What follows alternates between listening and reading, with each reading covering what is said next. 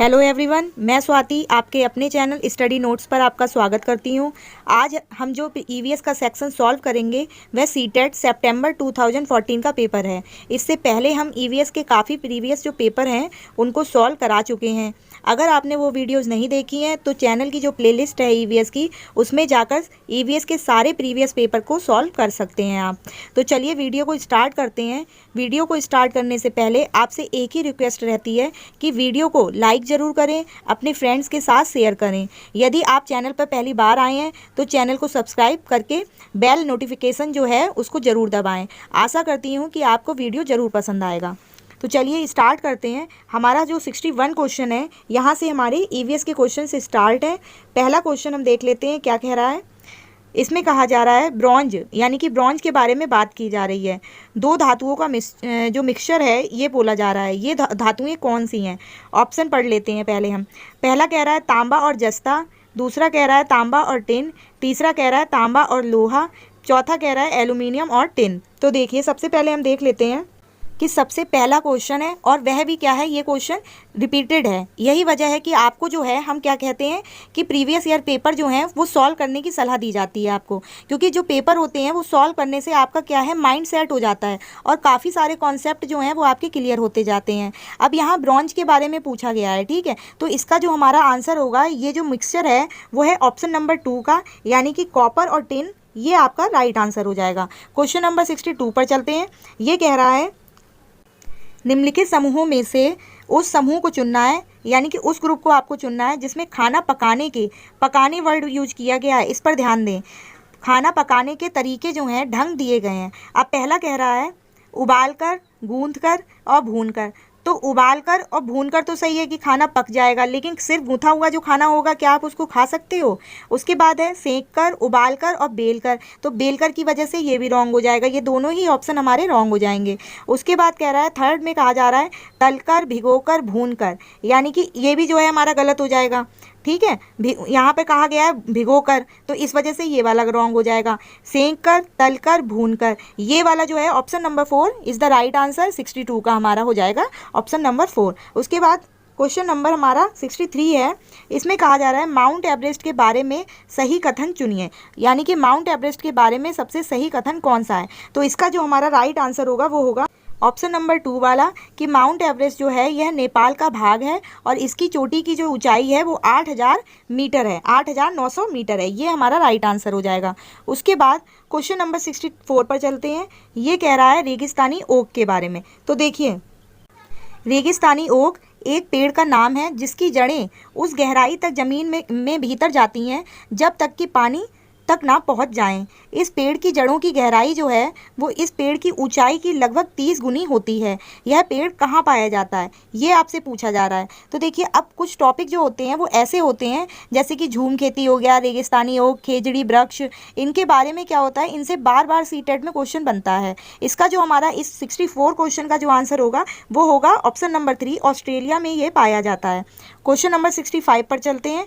ये कह रहा है कोई रेलगाड़ी जो है वो गांधी धाम से 16 जुलाई 2014 को 5:15 पर स्टेशन छोड़कर 18 जुलाई को पहुंच जाती है 4:45 पर नगर कोइल स्टेशन पर पहुंचती है। रेलगाड़ी द्वारा जो चली गई दूरी है वो आपको दिया गया है, यानी कि डिस्टेंस आपको दिया गया है। उसके बाद कह रहा है इस रेलगाड़ी की औसत चाल, स्पीड आपको निकालनी है। तो सबसे पहले हमें क्या निकालना है, टाइम आपको निकालना पड़ेगा। इस टाइप के क्वेश्चन हर बार सीटेट में पूछा जाता है। तो देखिए सबसे पहले हम ये देख लेते हैं कि 16 जुलाई को 5:15 पर ट्रेन चली है, ठीक है। अब अगर हम 16 से 17 और 18 यानी कि 24 घंटे, 2 दिन के कितने हुए, 48 घंटे बने आपके, 48 आवर्स जो हमारा टाइम हो गया। लेकिन ये कह रहा है कि 4:45, तो 15 मिनट उधर से कम हुए, 15 मिनट इधर से, ठीक है, क्योंकि 4:45 पे पहुंची है। तो आप क्या करेंगे, आधा घंटा जो है वो इसमें से घटा देंगे। 48 आवर्स में से आधा घंटा हमारा पहले पहुंच गई है ट्रेन। तो अब कितना हुआ, 47.5 ये हमारा टाइम निकल के आया। अब स्पीड का जो फॉर्मूला है डिस्टेंस अपॉन टाइम, डिस्टेंस हमें दे रखा है 2649, ये हमें डिस्टेंस दिया हुआ है। तो हम इसको जब सॉल्व करेंगे तो हमारा आंसर जो है वो 5.76 निकल के आएगा। अब 5 से पॉइंट के बाद जो डिजिट है वो 5 से ऊपर है, इट मीन्स ये क्या हुआ, अप्रॉक्स में हम क्या ले लेंगे 56, ये हमारा सही आंसर हो जाएगा। यानी कि ऑप्शन नंबर जो हमारा सेकंड है 56 इज़ द राइट आंसर। उसके बाद है क्वेश्चन नंबर 66 देख लेते हैं। ये कह रहा है बिहार राज्य के लोगों के लिए मधुमक्खी पालन शुरू करने की सबसे अच्छी अवधि कौन सी होती है। तो इसका जो हमारा राइट आंसर होगा वह होगा ऑप्शन नंबर 4 अक्टूबर से दिसंबर, ये हमारा करेक्ट आंसर हो जाएगा। उसके बाद क्वेश्चन नंबर 67 है। ये कह रहा है खेजड़ी जो वृक्ष है, अब देखिए इससे भी रिलेटेड क्वेश्चन पूछा गया है।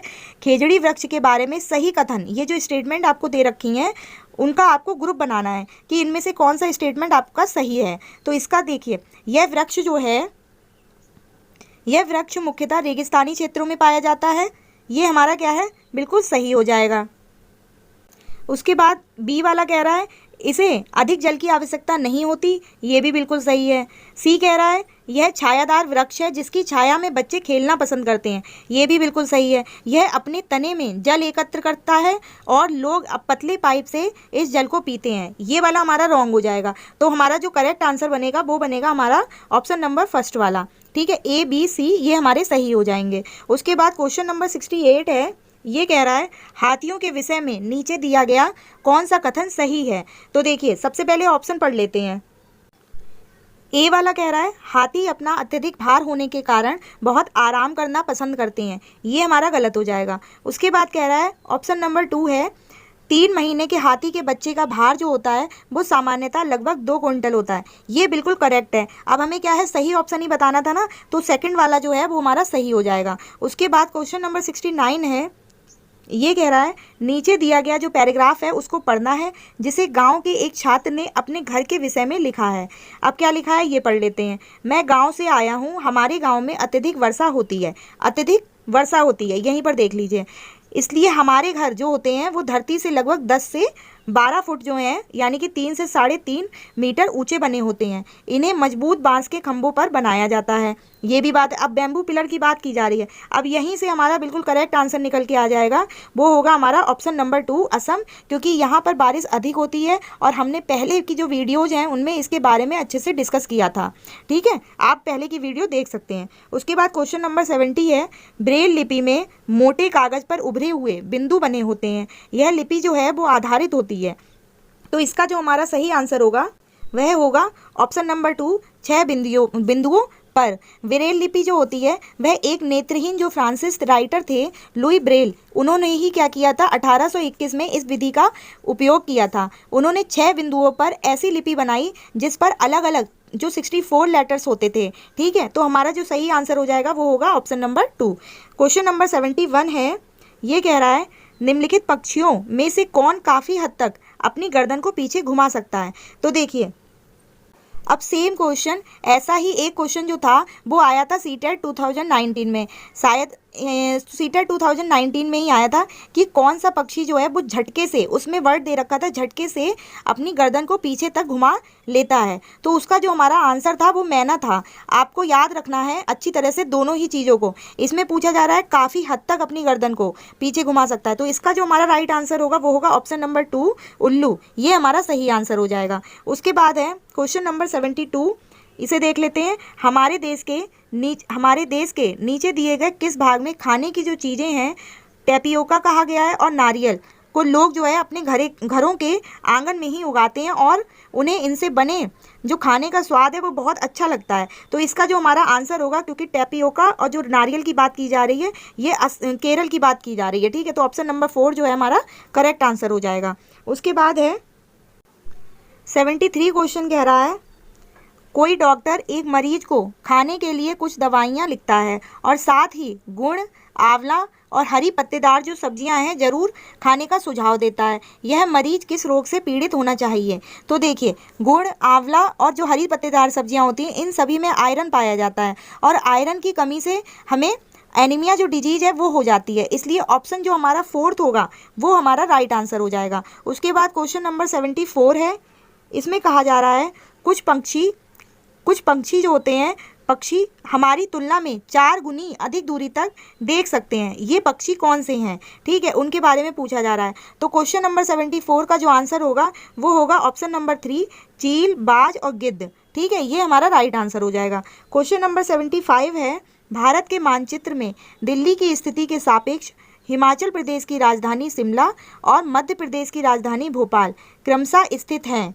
यहाँ पे पूछा जा रहा है, दिल्ली के सापेक्ष पूछा जा रहा है, ठीक है। तो देखिए जो हमारा दिल्ली है वो किधर साइड आएगा, ये हो गया हमारा दिल्ली, ठीक है। अब ऊपर की साइड क्या है, यानी कि उत्तर पूरब हो जाएगा, ये हमारा हिमाचल प्रदेश है, ये नॉर्थ की साइड हो गया, ये क्या है उत्तर पूरब। और अगर यहाँ पे पूछा गया एमपी, अब एमपी जो है वो इधर साइड हो जाएगा, जो कि इधर आएगा उत्तर पश्चिम में आ जाएगा। तो हमारा जो आंसर होगा वो होगा ऑप्शन नंबर ए, उत्तर पूर्व और उत्तर पश्चिम। ये जो है वो दिल्ली के सापेक्ष पूछा गया है, हमारा राइट आंसर पहला वाला हो जाएगा। उसके बाद क्वेश्चन नंबर 76 है, इसमें कहा जा रहा है ईवीएस संक्षेपण अर्थ में प्रयुक्त होता है। अगर संक्षेप में देखा जाए तो ईवीएस का जो वो है फुल फॉर्म पूछी जा रही है, तो वो क्या होगी, ऑप्शन नंबर 4, बहुत ही इजी आंसर हो जाएगा, यानी कि इन्वायरमेंटल जो स्टडीज है वो हमारा करेक्ट आंसर होगा ऑप्शन नंबर 4।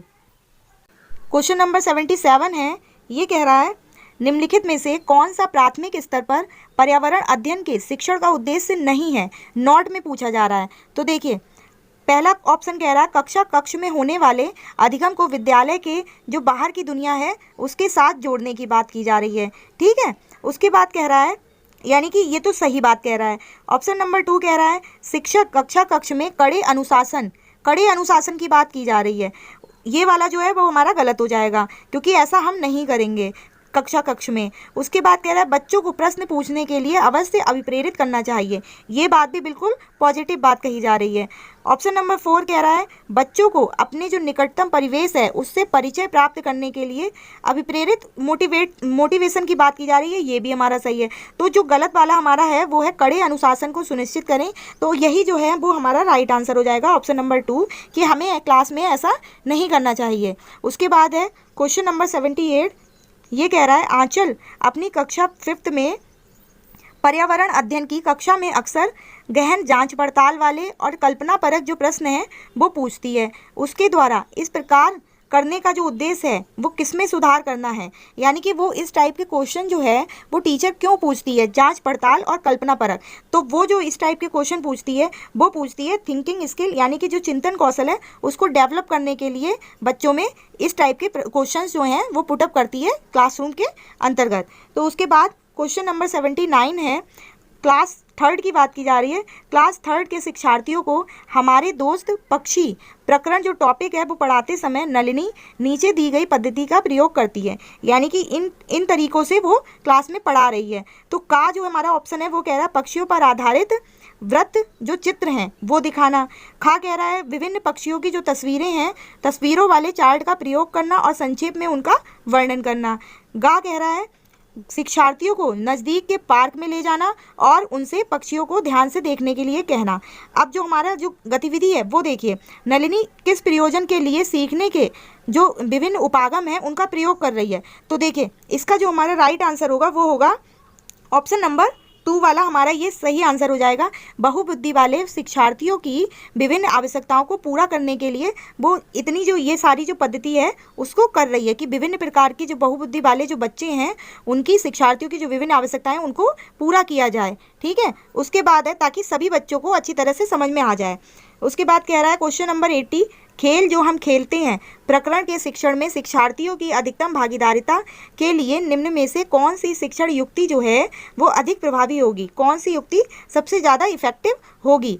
तो देखिए ऑप्शन फर्स्ट कह रहा है शिक्षार्थियों को खेल के मैदान में ले जाना और उन्हें अलग अलग दिनों में अलग अलग खेल खिलाना। ऑप्शन सेकंड कह रहा है विभिन्न खेलों के खेल कार्ड बनाना और उन्हें शिक्षार्थियों को दिखाना। ऑप्शन 3 में कहा जा रहा है शिक्षार्थियों को भीतर और बाहर खेले जाने वाले विभिन्न खेलों के नाम याद करने के लिए कहा जा रहा है। उसके बाद ऑप्शन जो 4 है वह कह रहा है शिक्षार्थियों को टेलीविज़न पर खेल संबंधी कार्यक्रमों को देखने और उस पर आधारित जो सामान्य परियोजना कार्य बनाने के लिए कहना। तो सबसे ज़्यादा जो इफेक्टिव रहेगा वो रहेगा ऑप्शन नंबर फर्स्ट। ये हमारा बिल्कुल सही रहेगा कि शिक्षार्थियों को खेल के मैदान में ले जाया जाए और उन्हें अलग अलग दिनों में अलग अलग खेल खिलाए जाएं, जिससे कि बच्चा जो है वो फिजिकली भी वर्क करे और चीज़ों को अच्छी तरह से देखे, सभी अपने आसपास के इन्वायरमेंट को जाने। ठीक है, तो ये हमारा बिल्कुल सही ऑप्शन रहेगा। उसके बाद क्वेश्चन नंबर 81 है, ये कह रहा है निम्न में से कौन सा पर्यावरण की कक्षा में रूपात्मक आकलन का समुचित कार्य नहीं है। तो इसका जो हमारा राइट आंसर होगा ऑप्शन नंबर 4। 81 का जो हमारा आंसर है वो ऑप्शन नंबर 4 हो जाएगा, जल प्रदूषण की हानियों के बारे में चर्चा करना। ये हमारा सही आंसर हो जाएगा। उसके बाद क्वेश्चन नंबर 82 है, जीव जंतुओं पर आधारित पाठ को पढ़ाने के बाद शीतल कक्षा 4 के शिक्षार्थियों के लिए चिड़ियाघर के भ्रमण का आयोजन करती है। यह किसमें शिक्षार्थियों की मदद करेगा, यानी कि इसमें पूछा जा रहा है कि अगर वो भ्रमण करने के लिए ले जा रही है तो किस चीज़ में शिक्षार्थियों की हेल्प होगी। तो इसका जो हमारा राइट आंसर होगा वह होगा ऑप्शन नंबर 3, कक्षा कक्षीय जो अधिगम है, यानी कि क्लासरूम में जो लर्निंग कराई जा रही है उसको वास्तविक जीवन की जो परिस्थितियां हैं उससे कोरिलेट करके पढ़ाया जाए बच्चों को, ताकि वो बेहतर ढंग से सीख सकें। उसके बाद है क्वेश्चन नंबर 83 है, शालिनी कक्षा 5 के शिक्षार्थियों को पोषण पर आधारित प्रकरण से परिचित कराना चाहती है। उन्हें श्यामपट्ट पर पाचन तंत्र का आरेख बनाना चाहिए या फिर पोषक तत्वों से भरपूर विभिन्न प्रकार के भोजन के उदाहरण देने चाहिए कि सिर्फ उदाहरण दे दिए जाएं, या फिर विभिन्न प्रकार के भोजन को प्रदर्शित करने वाले चार्ट का प्रयोग करना चाहिए, या फिर जो ऑप्शन नंबर 4 कह रहा है कि शिक्षार्थियों से कहना चाहिए कि वे अपने अपने टिफ़िन बॉक्स खोलें और उसके तत्वों का अवलोकन करें, यानी कि ऑब्जर्व करें चीज़ों को, उसके बाद उनकी व्याख्या करनी चाहिए। तो इसका जो हमारा राइट आंसर होगा वो होगा हमारा क्वेश्चन नंबर 83 का 4th वाला, ये हमारा बिल्कुल करेक्ट आंसर हो जाएगा। उसके बाद क्वेश्चन नंबर 84 है, ये कह रहा है रश्मि को यह सिखाया जाता है कि वह प्रश्न पत्र बनाते समय निम्न जो चरण हैं, चरणों क्रम में नहीं है का अनुपालन करें, यानी कि जो कि क्रम में सीक्वेंस में नहीं दे रखे हैं उनकी बात की जा रही है और इनको आपको सीक्वेंस में लगाना है। ठीक है, तो सबसे पहला कह रहा है प्रश्न लिखना, दूसरा कह रहा है रूपरेखा डिजाइन तैयार करना, थर्ड है प्रश्न पत्र का संपादन करना, फोर्थ है ब्लूप्रिंट तैयार करना। तो इसको सीक्वेंस में लगाएंगे। इसका हमारा जो सही सीक्वेंस होगा वो होगा ऑप्शन नंबर 2 सेकंड। सबसे पहले हम डिज़ाइन तैयार करेंगे, फिर उसके बाद उसका ब्लूप्रिंट तैयार करेंगे, उसके बाद जो है ब्लूप्रिंट तैयार करने के बाद हम क्वेश्चंस को लिखेंगे और सबसे लास्ट जो होगा वो होगा हमारा प्रश्न पत्र का संपादन करना, यानी कि सेकंड, फोर्थ, फर्स्ट और थर्ड, ये हमारा सही सीक्वेंस हो जाएगा किसी भी क्वेश्चन पेपर को तैयार करने के लिए। उसके बाद क्वेश्चन नंबर 85 है, ये कह रहा है हरप्रीत अपने शिक्षार्थियों को यह सुझाव देना चाहती है कि जो इन्वायरमेंट है, जो पर्यावरण संरक्षण के लिए किस प्रकार एक व्यक्ति जो है वो सबसे अच्छे संभावित तरीके से अपना योगदान दे सकता है, उनका सबसे बेहतर सुझाव क्या हो सकता है। तो इसमें का जो हमारा आंसर होगा वह हमारा फर्स्ट वाला हो जाएगा, आने जाने के लिए सार्वजनिक जो साधन है उनका प्रयोग करना, ये सबसे सही सुझाव हो सकता है।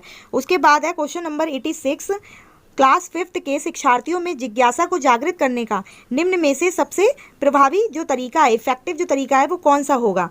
तो देखिए इसका हमारा आंसर होगा फोर्थ। इससे पहले भी हमने इस टाइप का चिंतन कौशल का थिंकिंग जो स्किल है उसका क्वेश्चन किया था कि गहन जांच परक और कल्पना परक प्रश्न पूछना, यानी कि फोर्थ वाला जो है वो हमारा बिल्कुल सही हो जाएगा। अगर हम बच्चों में जिज्ञासा उत्पन्न करना चाहते हैं तो हमें बच्चों से जो गहन जांच परक और जो कल्पना परक जो क्वेश्चन हैं उनसे पूछने चाहिए, ठीक है, जिससे कि उनमें चिंतन कौशल डेवलप हो। ठीक है, तो हमारा फोर्थ वाला ये राइट आंसर हो जाएगा। क्वेश्चन नंबर 87 है, यदि 1 महीने के लिए बिजली ना हो तो हमारा जीवन किस प्रकार प्रभावित होगा। इस प्रश्न को पूछने का उद्देश्य क्या है। तो देखिए ये इस टाइप के क्वेश्चन जो हैं वो इसीलिए बच्चों से पूछे जाते हैं कि बच्चों में कल्पना परक और चिंतन परक जो कौशल है, थिंकिंग स्किल, वही सेम बात, ठीक है, सेम क्वेश्चन जो है वो रिपीट हुआ है, बस क्वेश्चन को बनाने का जो कॉन्सेप्ट है वो बिल्कुल चेंज कर दिया गया है फॉर्मेट, ठीक है, लेकिन बात जो है वो वही कही जा रही है। तो ऑप्शन नंबर 3 जो है वो हमारा बिल्कुल सही आंसर हो जाएगा। उसके बाद क्वेश्चन नंबर 88 है, ये कह रहा है क्लास 5th की ईवीएस की जो पाठ्यपुस्तक है उसके एक पाठ में सर्वेक्षण और लेखन पर एक भाग का मुख्य उद्देश्य है। तो इसका जो हमारा उद्देश्य है वो क्या होगा। तो सर्वेक्षण और लेखन इसका जो मुख्य उद्देश्य होगा वो होगा ऑप्शन नंबर 2। ये हमारा बिल्कुल करेक्ट आंसर हो जाएगा कि शिक्षार्थियों को अवसर उपलब्ध कराना कि वे चीज़ों को खोजें और सीखें, ठीक है, सर्वेक्षण और लेखन के माध्यम से, ताकि बच्चों को अवसर उपलब्ध कराया जाए, अपॉर्चुनिटी प्रदान की जाए, ठीक है। उसके बाद क्वेश्चन नंबर 89 है, ये कह रहा है वृक्ष जो संरक्षण है उसकी अवधारणा के बारे में आप बताना चाहते हैं, ठीक है, बच्चों को। तो शिक्षार्थियों को संवेदनशील बनाने के लिए, बच्चों को यानी कि पेड़ों के प्रति संवेदनशील बनाने के लिए गुंजन जो है वो निम्नलिखित क्रियाकलापों को, एक्टिविटी जो है वो उनका आयोजन करती है, यानी कि कौन कौन सी, क, ख, ग और घ, इनमें आपको एक्टिविटी दी गई हैं। अब वो जो एक्टिविटी है सबसे पहले हम वो पढ़ लेते हैं। क में कहा जा रहा है प्रत्येक शिक्षार्थी को इस बात के लिए प्रोत्साहित करना कि वे एक एक वृक्ष को अपनाएं और उनकी देखभाल करें, बिल्कुल सही बात है। उसके बाद ख में कहा जा रहा है वन संरक्षण पर वाद विवाद जो प्रतियोगिता है उसका आयोजन करना। ग में है वृक्षों पर आधारित जो पोस्टर निर्माण संबंधी जो प्रतियोगिता है उसका आयोजन करना, ये भी सही है और ख वाला भी सही है।